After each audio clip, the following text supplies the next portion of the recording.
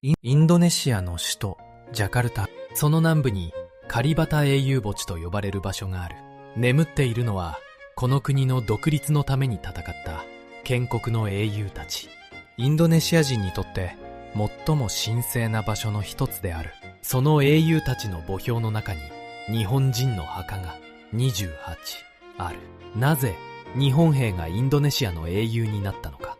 その謎を解く鍵がこの国の独立宣言書に残されている。宣言書の末尾の日付はこう書かれている。1785。8月17日は今も独立記念日である。だが5とは何か。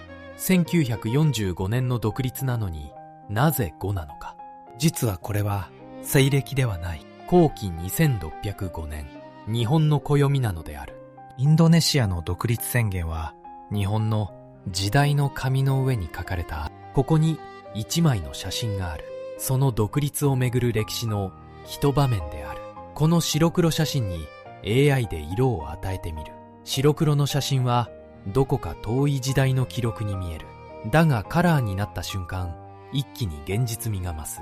この動画では350年のオランダ支配が3年半で崩れた経緯と、敗戦の夜祖国に帰らないことを選んだ約2000人の日本兵、そのうち約1000人が独立戦争で死んでいった歴史をたどっていく。先に断っておきたい。これは単純な美談ではない。日本の占領には光と同じだけの影があり、残った日本兵たちも英雄と呼ばれるものばかりではなかった。大東亜共栄圏の建設、そして欧米列強の支配からのアジアの解放、アメリカに石油を止められ国家の存続をかけて戦った日本がその旗印として掲げた言葉である。そしてこの大義に本気で命を懸けた先人たちが確かにいた。国家は生き残りをかけて戦い、先人たちは大義に命を懸けた。その両方が本当の歴史である。彼らは英雄だったのか、それとも脱走兵だったのか。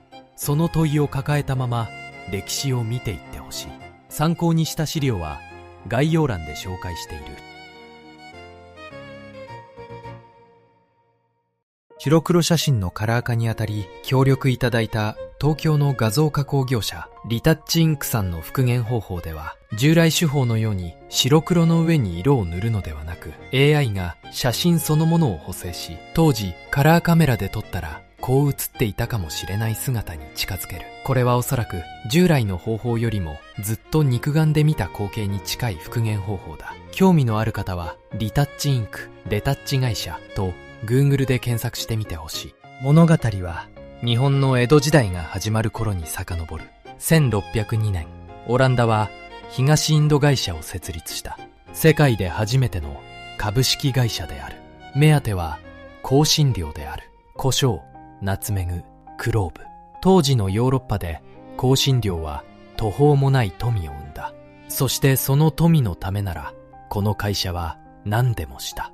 1621年、ナツメグの島バンダ諸島、香辛料の独占に従わない島民およそ15000人が総督クーンの軍によって殺されるか奴隷にされた。一つの島の民が香辛料のためにほぼ消し去られたのである。この会社のやり方が350年の支配の原点だった。オランダはジャワ島にバタビアという拠点を築き、今のジャカルタである。そこから島々をじわじわと支配していった。インドネシアの人々はこの時代を350年の支配と呼ぶ。正確に言えば全土を征服し終えたのは20世紀に入ってから。スマトラ島のアチェは最後まで数十年抵抗を続けた。350年という数字は後の独立運動が掲げた言葉である。だがジャワの農民にとってその実感は嘘ではなかった。1830年、オランダは強制栽培制度を導入する。農民は自分の田畑に米ではなくオランダに売るためのコーヒーやサトウキビや藍を植えさせられた。これでオランダ本国が得た利益は8億2300万ギルダー。破産寸前だったオランダの国家財政はこの金で立ち直った。チューリップの国の繁栄はジャワの農民の田畑の上に立っていた。一方のジャワでは食料を作る余裕を失い、1840年代には飢饉が繰り返し村を襲っている。この惨状を告発したオランダ人もいた。元植民地官僚のデッケルは1860年、ムルタトゥーリの筆名で小説マックス・ハーフェラールを書き、ジャワの農民の救助を本国に突きつけた。小説はオランダの良心を揺さぶり、強制栽培制度は廃止へ向かう。だが、支配そのものが終わったわけではなかった。社会は3層に分かれていた。一等国民はオランダ人、二等は華僑などの東洋の外国人、インドネシア人は自分の土地で三等国民だった。そして教育は与えられなかった。読み書きのできる住民は1割満たなかったとされる。大学を出たインドネシア人はほんの一握り。オランダ語すらほとんど教えられなかった。支配者の言葉は支配者だけのものだったのである。学んだ者が目覚めることを支配者は何より恐れた。それでも目覚めた者は流刑にされた。後に建国の父となるスカルノも離島の流刑地に送られている。350年かけてオランダがこの島々に残したもの。それは銃を持たせず、字を教えず、従わせる仕組みだった。その仕組みが昭和17年の3月、わずか9日だで崩れ落ちることになる。ジャワ島には12世紀から伝わる古い予言があった。ジョヨボヨ王の予言である。いつの日か北の方から黄色い人々が攻めてきて白い人々を追い出してくれると。昭和17年3月1日未明、その予言通り北から黄色い人々が来た。今村仁中将率いる第16軍がジャワ島の3カ所に上陸したのである。日本軍が来た第一の目的は石油である。アメリカに石油を止められた日本は国家の存続をかけて断銀の油田を目指したのだった。アジアの解放はその戦いの旗印であり、そして結果でもあった。この時司令官の今村は異様な姿で敵地の砂浜に立っていた。全身重油まみれである。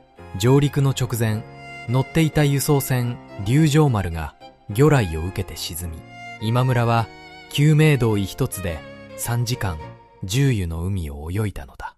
実は同じ夜、バタビア沖の海戦で従順最上らが放った魚雷が敵の米号の巡洋艦2隻を沈めた後、そのまま流れて味方の輸送船団に達していた。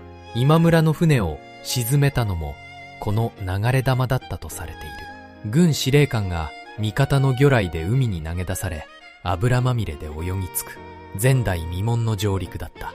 迎え撃つ側はオランダ軍が約9万3000、イギリス、アメリカ、オーストラリアの部隊が約5000。対する日本軍は数の上では劣っていた。だが戦いは一方的だった。各地でオランダ軍の防衛線は崩れ、バンドンの司令部は追い詰められ、カリジャティの飛行場にオランダ側の総督と軍司令官が呼び出された。まさにその場を映した一枚が今画面にある写真である。今村は全面降伏か戦闘の続行か二つに一つを迫り、オランダ側はその場で折れた。3月9日、断銀軍無条件降伏。350年の支配が9日まで終わった。遠藤の住民たちは日の丸の小旗を振って日本軍を迎えたというあの予言がついに成就したのだと。なお、日本軍の宣伝部門もこの予言を盛んに利用したとされる。人々の歓迎は本物だったが、演出もまたあったのである。だがジョヨボヨの予言には続きがある。黄色い人々の支配は短い。トウモロコシの花が咲く前に去っていくと。この続きもまた当たることになる。そして油まみれで上陸した司令官今村仁がこのジャワで敷いた統治は日本軍の中でも異例のものだった。今村という将軍の生涯そのものは今村仁の動画で語っている。ここでは彼がジャワで何をしたかを見ていく。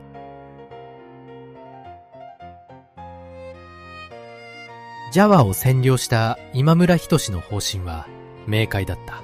我々の敵はオランダであってインドネシアの人々ではない。住民への抑圧は最小限に。この穏健なやり方は東京の中央から軟弱だと批判された。だが今村は方針を曲げなかった。勝者を誇示する入場式さえ行わなかった。降伏したオランダ軍の将校には軍刀を帯びることを許し、全軍にはこう布告した。占領地の人々の誇りを奪うことは絶対にしてはならないと。そして昭和17年の夏、歴史が動く。オランダが流刑地に閉じ込めていた独立運動の指導者スカルノが日本軍によって解放されたのである。盟友のハッタも表舞台に戻った。350年の間、牢と流刑で封じられてきた独立運動が初めて白日の下で動き出した。スカルノと今村はジャカルタで向き合った。この時今村はスカルノに言ったと伝えられる。日本軍に協力しなくても結構。あなたの政治的信念に従って行動してください。と、征服者の言葉としては異例のものである。それでもスカルノたちは日本への協力と引き換えに独立への足場を築くという危険な賭けに出たのである。日本を利用したのか、利用されたのか。その答えはまだ先の話だ。そして日本の軍政はこの島々の姿を変えていく。まず、オランダ語が禁止された。行政と教育の言葉はインドネシア語になった。数百の言語がひしめく1万を超える島々に、この時初めて共通の国語が本格的に広がったのである。オランダが350年かけて広めなかった言葉が3年半で国民の言葉になった。これが日本時代の最大の遺産だと言われることも多い。学校が増え、教育を受ける子供が増え、オランダ人が独占していた行政のポストにインドネシア人が次々と登用されていった。隣組が作られ、青年団が組織され、村の隅々まで人を組織する網の目が張られた。その網の目の先頭に立ったのがスカルノである。日本が作った宣伝組織を任され、ラジオと集会で全土に語りかけた。流刑地の政治犯だった男は、この3年半の間に誰もが顔と声を知る国民的指導者になっていったのである。この動員の仕組みは、後に独立戦争を支える骨格にもなる。ただし、正直に言っておくべきことがある。紅白の旗と民族の歌は、上陸直後こそ街に溢れたが、軍政が固まると再び制限された。スカルノたちは日本側に使用を認めてほしいと訴え続けている。それが認められるのは3年目。日本が戦争に負け始めてからだった。そしてもう一つ、この寛容な司令官がジャワにいたのはわずか8ヶ月余りだった。昭和17年11月、今村は激戦のラバウルへ転出していく。司令官が去った後の軍政は戦局の悪化とともにその顔つきを変えていった。光は確かにあった。だがその光と同じ深さの影がこの島々に落ちていたのである。ここからは目をそらさずに影の話をする。労務者という言葉がある。日本語の労務者である。日本軍は飛行場や鉄道や鉱山の工事のために村々に人数を割り当てて男たちを働きに出させた。建前は募集、実態は半ば強制だった。動員された人数は正確には分かっていない。数十万人という数字から400万人を超えるという推計まで、資料によって大きな幅がある。島の外へ送られたものだけでも20万から30万。ビルマの対面鉄道など死の現場に送られたものも多く、外地へ出た者のうち7万人が死んだという推計もある。多くの労務者は故郷に帰ってこなかった。そして労務者という日本語は今もインドネシア語の辞書に載っている。強制労働者を意味する外来語としてである。村々には米の供出も課された。昭和18年からは強制的な割り当てになり、農民の手元には自分が食べる米さえほとんど残らなくなった。これは日本軍の挑発だけが原因ではないという研究もある。オランダが作った島々の間の流通の仕組みを戦争が壊し、米の取れる島から足りない島へ米が流れなくなったのだ。原因はどうあれ、結果は飢餓だった。米だけでなく布も消えた。医療はほとんど手に入らなくなり、人々は米を入れる麻袋に穴を開けて身にまとった。麻袋の服はこの時代の貧しさの象徴として語り継がれている。日本占領期に飢えと病気と労働で死んだ人の数は数十万から400万に達するという推計まで、これも幅がある。正確な数はもう誰にもわからない。だが膨大な犠牲があったことだけは動かない。町では憲兵隊が恐怖の的だった。密告と連行と拷問。憲兵隊という言葉もまた恐怖の記憶とともにインドネシア語に残ることになった。弾圧はジャワの外ではさらに苛烈だった。ボルネオ島のポンティアナックでは日本海軍が反乱の企てがあるとして王族や知識人を大量に検挙し、裁判のないまま処刑された者を含め多数の住民が殺された。犠牲者は1000人を超えるともされる。これは弁護のしようのない占領の最も暗い部分である。そして日常には屈辱があった。朝礼で遥か北の皇居に向かって頭を下げさせられる。覚えの悪い者にはビンタが飛ぶ。人前で顔を打たれることはこの国の文化では最大の侮辱である。解放者はいつの間にか新しい支配者の顔をしていた。インドネシアの歴史教科書はこの3年半を美化も断罪もせず日本占領期と記す。光も影も両方が本当だったのである。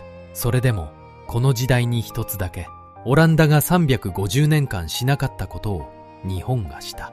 インドネシア人に銃を持たせたのである。オランダも現地人の兵士を使ってはいた。だがそれはオランダ人士官の下で働く補助の兵力である。インドネシア人の士官がインドネシア人の部隊を率いる。そういう軍隊だけは350年間決して作らせなかった。昭和18年10月3日、日本軍はその禁を破る。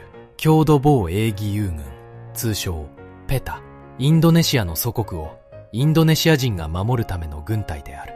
正直に言えばこれは日本の都合でもあった。戦局は悪化し、連合軍の上陸に備える兵力が足りない。現地の若者を武装させて防衛の一翼を担わせる。祖国防衛の理想と日本の計算が同居した組織だった。形式はインドネシア側からの請願とされた。その請願書を出した民族運動家のガトットは自らの血で署名したと伝えられている。日本が整えた形式の中に本物の熱意が流れ込んでいたのである。だが動機はどうあれ、起きたことは革命的だった。特務将校の柳川宗成中尉らが青年道場で幹部の卵を鍛え、ジャワ全土に66の大隊、3万数千人の軍隊が生まれた。終戦の頃には3万8000人に達していたともされる。バリやスマトラにも同じような義勇軍が作られ、日本軍の部隊に直接編入されたヘイホと呼ばれる若者たちも数万人の規模に上っていた。そして大隊の長にはインドネシア人がついた。350年間存在しなかった原住民の指揮官の誕生である。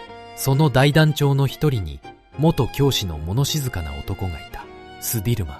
後に31歳で初代国軍司令官となる建国の英雄である。日本人教官の訓練は苛烈を極めた。ビンタが飛び、教え子たちは屈辱も味わった。それでも同じ釜の飯を食い、教官を慕った書なも多かった。憎しみと敬意が同居する関係だった。そして昭和20年2月14日、日本が教えた祖国のために戦えという言葉が牙を剥く。東ジャワのブリタールでペタの一個大隊が反乱を起こしたのだ。指揮したのは若き小団長スプリアディ。労務者に駆り出され飢えていく同胞を見て、その怒りの銃口を教官である日本軍に向けたのである。反乱は鎮圧され、関係者は軍法会議で裁かれ、処刑者も出た。だがスプリアディ本人は行方不明のまま消えた。独立後インドネシア政府は生死不明のこの男を初代の国防大臣に任命している。帰ってこない英雄の席を開けて待ったのである。オランダは350年銃を持たせなかった。日本は3年で軍隊の卵を作った。そしてその銃口が最初に向いたのは日本自身だった。この3万の卵がやがて独立戦争の骨格になる。なお、幹部を育てたボゴールの訓練所は今ペタ博物館として残り、スディルマンとスプリアディの像が立つ。日本人教官たちの記録もそこに展示されている。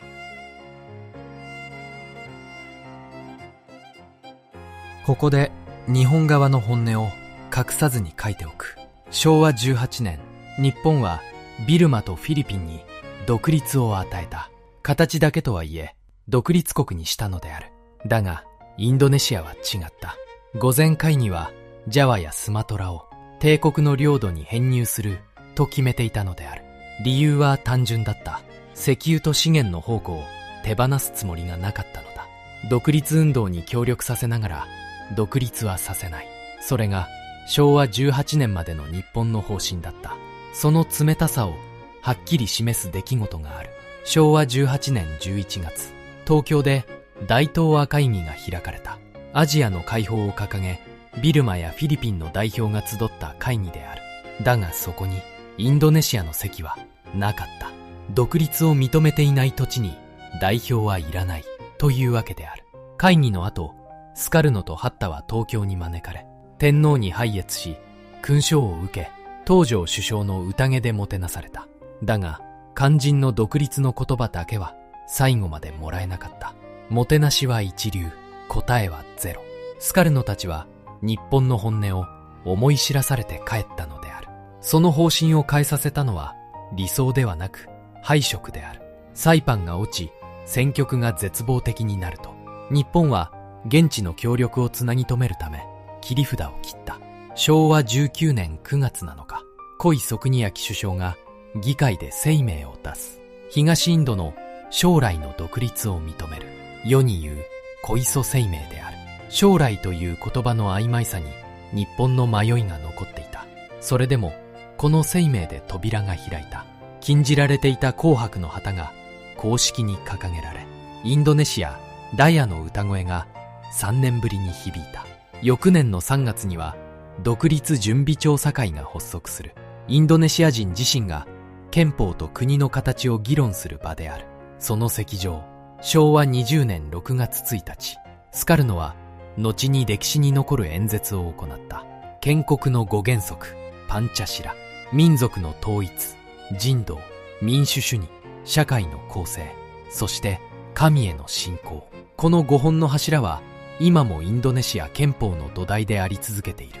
演説の日は今も国の記念日になっている。8月に入ると独立の日こどは一気に具体化した。スカルノとハッタはベトナムのダラットに飛び、南方軍の寺内被災地元帥から独立の付与を告げられる。独立の日は8月に14日頃と想定されていたとされる。準備は整いつつあった。あとはその日を待つだけ。そのはずだった。だが歴史は日本にその日を与えなかった。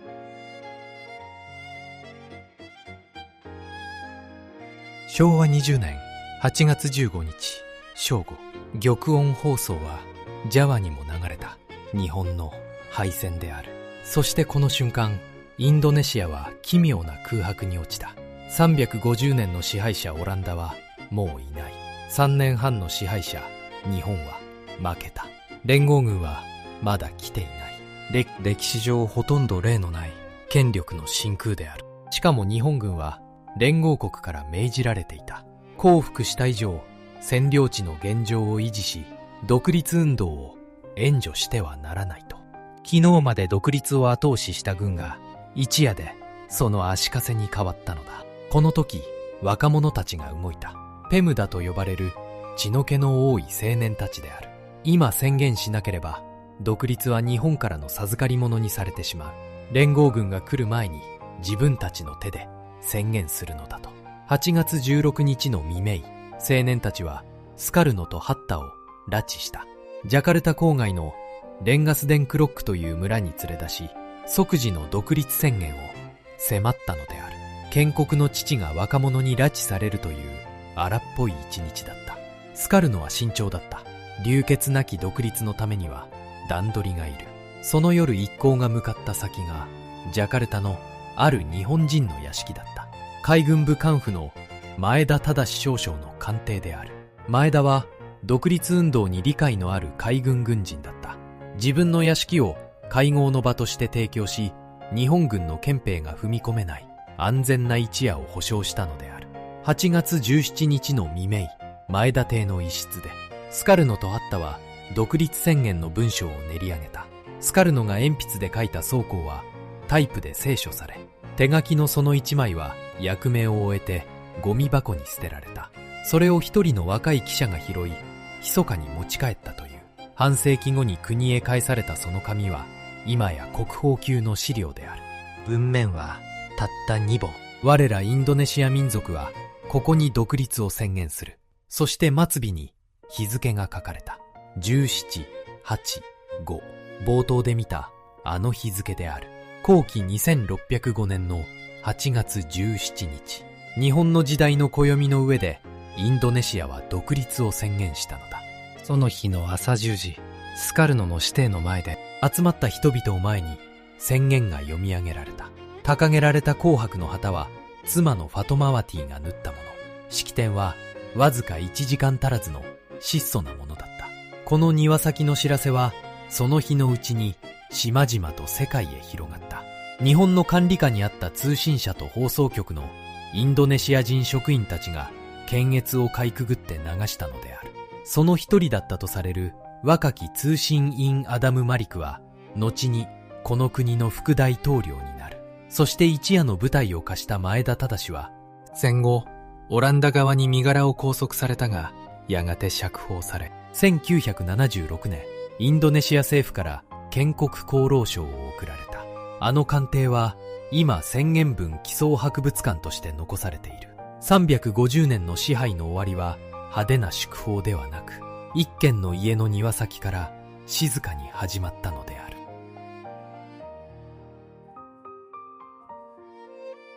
敗戦後の日本軍将兵に命令は明確だった。武装を解除し、指定の場所に集結し、船で日本へ帰る。ジャワとスマトラだけで数十万の将兵が帰国の列に並んだ。だがその列から静かに消えた男たちがいる。夜の闇に紛れて営門を越え、部隊を離れてインドネシアのそばに身を投じた者たち。その数およそ2000人と言われる。名前まで判明している者だけで903人。2000という数字自体、実は正確には誰も知らない。黙って消えた者を軍は超えようがなかったからである。これがこの動画の主役たちである。なぜ帰らなかったのか。美しい答えだけを期待しないでほしい。研究者たちが本人や遺族への聞き取りで明らかにしてきた動機は一人一人驚くほど違っていた。ピタで鍛えた教え子たちを置いて帰れなかった教官がいた。アジアを欧米の支配から解き放つという大義に命を懸ける覚悟でこの独立を見届けようとした者がいた。現地に恋人や妻子がいた者がいた。一方でこんな者たちもいた。敗戦国に帰っても食っていけるとは思えなかった者。戦犯として裁かれることを恐れた者。上官と衝突し軍隊そのものが嫌になって逃げた者。さらに忘れられがちな事実がある。残った者の中には朝鮮や台湾の出身者、軍属や民間人もいた。日本の兵士や軍夫として戦地に来たのに、敗戦で帰るべき祖国の形が変わってしまった人々である。理想と恋と打算と逃避。2000人には2000通りの理由があったのである。視野を広げれば、終戦後にアジア各地へ残った日本兵はベトナムやビルマなども含めおよそ1万人と推計されている。インドネシアの2000人はその中でも最大級の一軍だった。そして忘れてはならないのは彼らの立場である。軍の目から見ればこれは利体であり逃亡だった。日本の側では彼らは長い間脱走兵として扱われる。故郷の家族のもとには戦死や行方不明の知らせだけが届き、生きているのに戸籍の上で死んだことにされた者もいた。英雄への道と脱走兵の楽園、同じ一歩が海のこちらとあちらで正反対の意味を持ったのだ。それでも彼らは越えた。その一歩の先に待っていたのは4年間の独立戦争である。独立を宣言すれば独立できるわけではない。1945年の秋、その現実がやってきた。イギリス軍がジャワに上陸したのである。任務は日本軍の武装解除と捕虜の解放。だがその後ろにオランダの民政機関がついてきた。350年の支配者が何事もなかったかのように帰ってきたのだ。インドネシアの答えは東ジャワの港町スラバヤで爆発した。1945年11月、スラバヤの戦い。交渉中の混乱でイギリスの准将が殺され、報復に英印軍は艦砲と空爆で市街を叩いた。立ち向かうインドネシア側は寄せ集めの民兵と若者たち。ラジオからは文友の絶叫が響いた。ムルデか、自由か、死か。拳を振り上げて叫ぶ画面のこの写真の男がその文友である。3週間の市街戦でインドネシア側の死者は数千から1万超とされる。軍事的には完売だった。だがこの抵抗が世界に示したのである。インドネシア人は350年前の従順な島民ではもうないと。11月10日は今も英雄の日という祝日である。ただこの時期の熱狂は暗い方向にも吹き出していた。ベルシアップと呼ばれる混乱の季節である。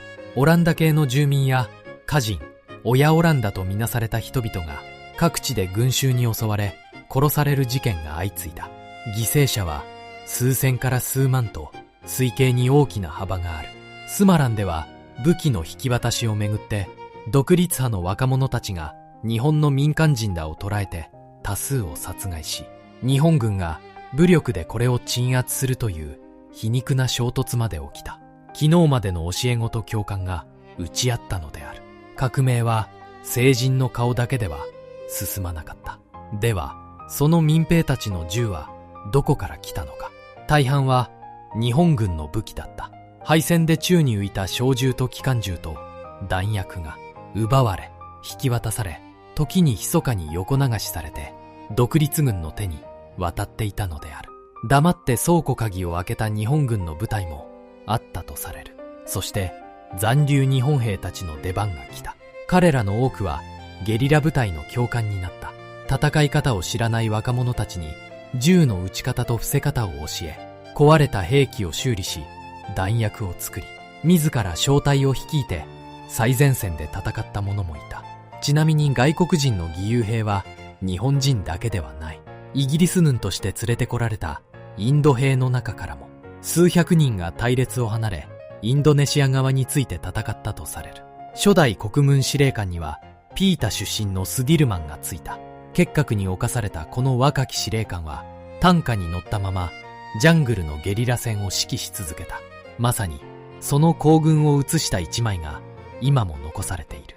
オランダは2度の大攻勢で都市を制圧したが、ゲリラは相当しきれなかった。そして国際世論とアメリカの圧力がオランダを追い詰めていく。1949年12月、ハーグの円卓会議でついに主権は移譲された。4年の戦争でインドネシア側の犠牲は数十万に上るとされる。その戦いの中にスカルノにとりわけ信頼された2人の日本人がいた。意外に思われるかもしれないが、スカルノが最も信頼した2人の日本人は軍人ではなかった。新聞記者である。1人は市木達夫。熊本の生まれで、まだ22歳の時に単身インドネシアへ渡った。現地の新聞、日蘭商業新聞の記者となり、言葉を覚え、人々に溶け込み、この島々を第二の故郷にした男である。もう一人は吉住留五郎。山形の生まれで、同じ新聞社で市木と出会った。日本軍が来ると、市木は軍の宣伝班員に、吉住は海軍武官府で働くことになる。あの独立宣言前夜の前田邸にも吉住は居合わせていた。二人にはインドネシアの名前があった。一木はアブドゥル・ラフマン、吉住はアリフ。敗戦の時、二人に迷いはなかったと伝えられる。そのまま残り、独立戦争に身を投じたのである。欧米の支配からアジアを解き放つという大義に、この二人は人生のすべてを捧げたのである。一木は西ジャワの山中に入り、ゲリラ部隊と共に戦い続けた。そして昭和24年、独立の目前に戦死する。42歳だった。吉住は敵地に潜入する危険な工作を担り、オランダ側に捕らえられ、拷問を受けた。その体の傷が癒えないまま、戦いの中で病に倒れ、37歳で世を去った。銃弾に倒れた一木と、拷問の傷とともに、一体吉住。戦い方も死に方も違う二人だった。だが二人とも、独立したインドネシアを見ることはなかった。それから9年後の1958年、大統領となったスカルノが日本を訪れた。そして東京の清正寺という寺に人の石碑を送っている。碑文はスカルノ自身の言葉である。一木達夫君と吉住留五郎君へ。独立は一民族のものならず、全人類のものなり。一国の大統領が外国人二人の名を刻んだ碑を相手の国の首都に建てたのである。世界史でも滅多にあることではない。その碑は東京の港区愛宕の清正寺に今も静かに立っている。二人の名は今も日本よりインドネシアでよく知られている。そして名を残した二人の後ろには名もなく死んでいった約1000人がいた。4年の独立戦争が終わった時、残留した約2000人のうちおよそ1000人が死んでいた。二人に一人であるゲリラ戦で撃たれた者、捕らえられて処刑された者、ジャングルの中で病に倒れた者、そして行方不明のまま消えた者、その多くはどこでどう死んだのかさえ分かっていない。インドネシアはこの犠牲に最高の形で報いた。生き残った者たちにはゲリラ勲章が贈られ、在郷軍人の資格と軍人恩給が与えられた。そして世を去る時には国軍葬をもって英雄墓地に葬られたのである。ジャカルタのカリバタ英雄墓地には建国に尽くした約7000人が眠り、その中に28基の日本人の墓がある。冒頭で見たあの墓標である。ここに眠れるのは国家が英雄と認めた者だけ。日本人の28人はその審査を通った者たちである。墓標にはインドネシアの名前と日本の名前、二つの名が並んで刻まれている。墓地は眠る者の宗教ごとに区画が分かれている。イスラムの区画、キリスト教の区画、そして仏教の区画。異国の異教の男たちを、この国はその信仰のまま聖地に受け入れたのである。ジャワやスマトラの地方の英雄墓地にも日本人は眠っている。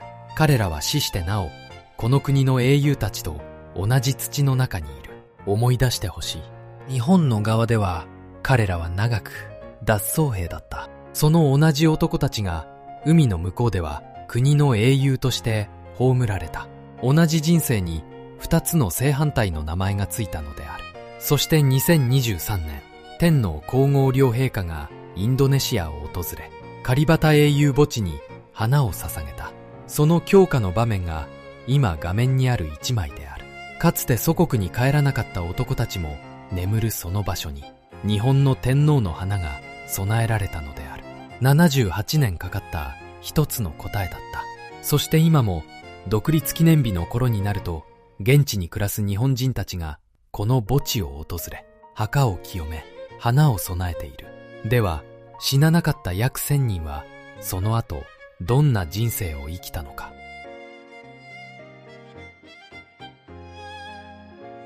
戦争を生き延びた者たちのその後と数字で見てみよう。元残留日本兵たちの組織、福祉友の会の記録によれば、名前の判明している903人のうち、死亡または行方不明が531人、インドネシアの国籍を取った者が324人、そして日本に帰った者はわずか45人だった。生き残った者の9割近くがそのままインドネシア人として生きる道を選んだのである。ただしその国籍はすぐには手に入らなかった。多くの者は1960年代までどこの国の民でもない無国籍のまま18年間国籍のない暮らしを続けた者もいる。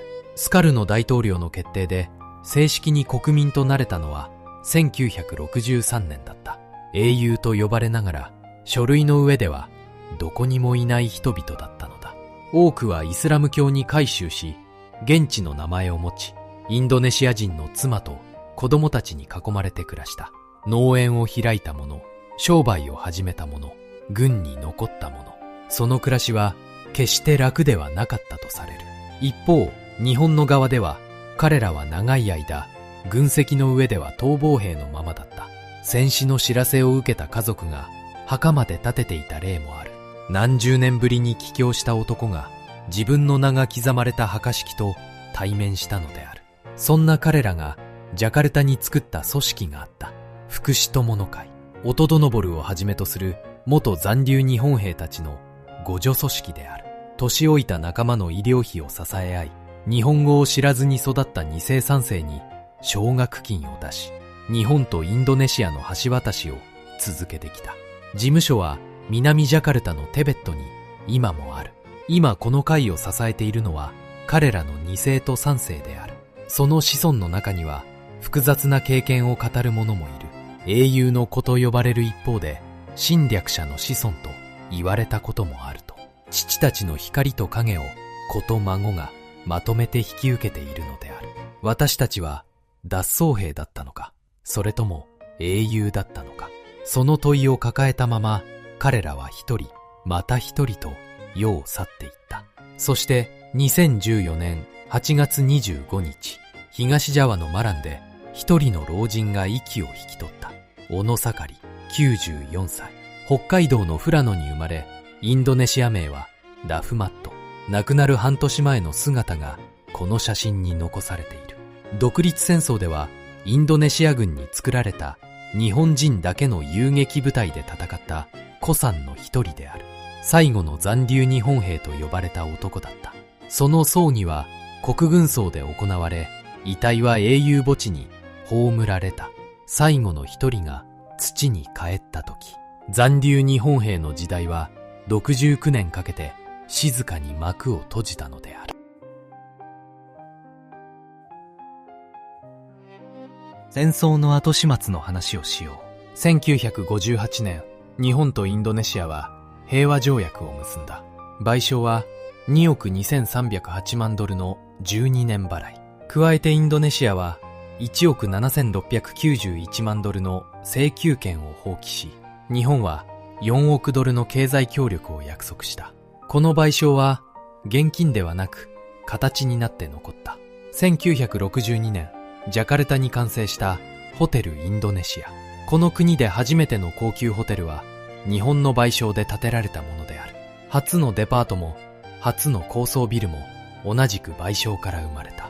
そして2023年、天皇皇后両陛下がジャカルタで泊まった宿は他ならぬこのホテルインドネシアだった。その賠償と経済協力の現場で通訳や仲介の役を担った元残留日本兵も少なくなかったとされる。二つの祖国を持つ男たちが二つの国をつないだのである。思い出してほしい。スカルノが東京の寺にあの日を送ったのも同じ1958年である。賠償と友情の日。二つの戦後が同じ年に始まったのだ。以来、日本はインドネシア最大級の援助国であり続け、道路や港や発電所が日本の協力で作られていった。遡れば1955年、バンドンで開かれたアジア・アフリカ会議は、敗戦国日本が戦後初めて招かれた大きな国際舞台でもあった。独立からわずか10年の国が日本を迎え入れる側にいたのである。ちなみにスカルノは1962年、日本人の女性を夫人に迎えている。後にデヴィ夫人と呼ばれる人である。そして世論の面でも、インドネシアは世界で最も日本に好意的な国の一つとされる。2024年のある民間調査では、日本が好きと答えたインドネシア人は 100% だった。だがここで立ち止まって正確に言わなければならない。日本のおかげで独立できたと言い切るのは正しくない。インドネシアの公式の歴史は自力独立である。教科書は日本占領期を美化も断罪もせず記述し、独立は自分たちが勝ち取ったものと教えている。そしてそれは事実である。オランダの支配を9日まで壊したのは確かに日本軍だった。軍隊の卵と共通の言葉を残したのも日本時代だった。だが独立を宣言したのはインドネシア人であり、4年間気を流してそれを守り抜いたのもインドネシア人である。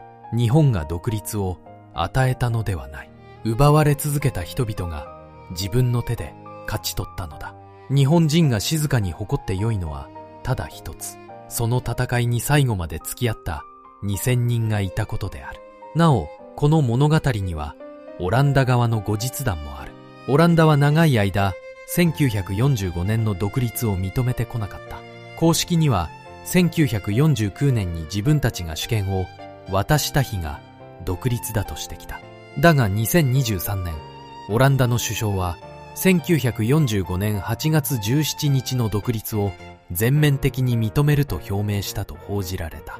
350年の支配者があの1785の日付を認めるまで78年の歳月がかかったのである。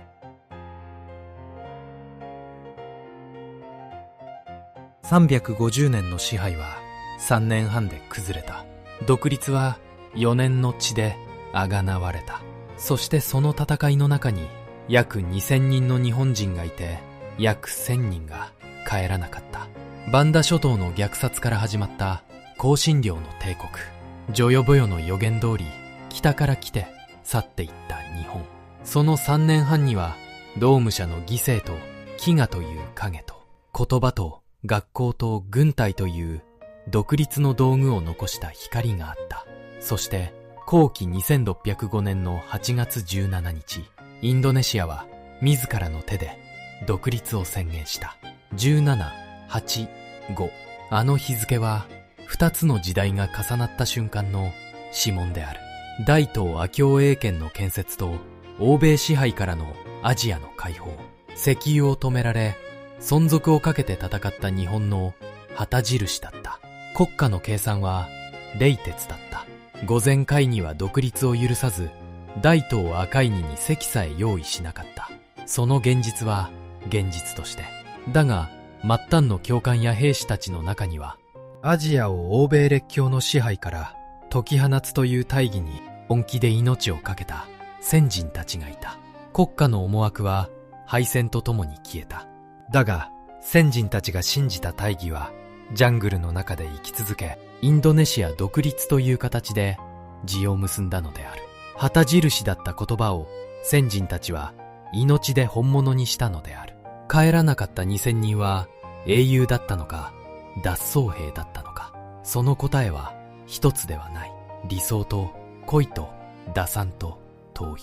2000人には2000通りの人生があっただけである。ただ、彼らが命を懸けた独立が本物だったことと、インドネシアが彼らを英雄として葬ったことは動かない事実である。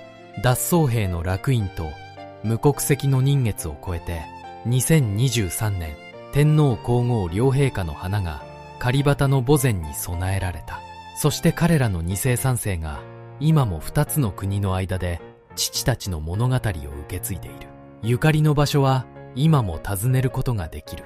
ジャカルタのカリバタ英雄墓地には28の日本人の墓標。前建てだった宣言分岐総博物館にはあの一夜の部屋。ボゴールのペタ博物館には教官と教え子の記録。そして東京の愛宕の聖勝寺にはスカルノが一木と義澄に送ったあの日が立っている。ジャワに寛容な軍政を敷いた今村仁のその後の物語は、今村仁の動画で語っている母家の罪を背負って自ら戦犯の刑務所に残った将軍の話である。最後にスカルノが火に刻んだ言葉をもう一度。独立は一民族のものならず全人類のものなり。祖国に帰る道を捨て、脱解放の大義に命を懸け、異国の土の下で英雄として眠る先人たちがいたこと。カラーで蘇った写真の中に、その先人たちは確かに生きていた。私たち日本人はその人たちのことを忘れてはいけない。ここまでご覧いただきありがとうございました。この動画が心に残ったら高評価とチャンネル登録で応援よろしくお願いします。